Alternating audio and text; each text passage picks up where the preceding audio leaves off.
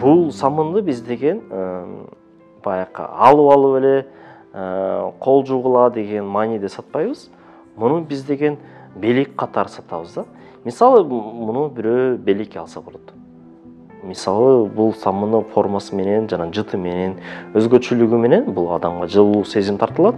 Ошол себептен биз бул самынды биз белекке катары чыгарабыз.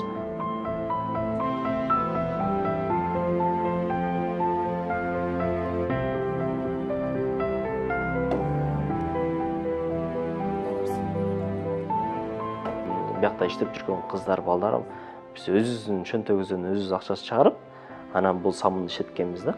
Анан муну актатыш үчүн иштеп, товарды сатып, анан акчаны алгандан кийин башка жумуштарга иштетели дегенбиз.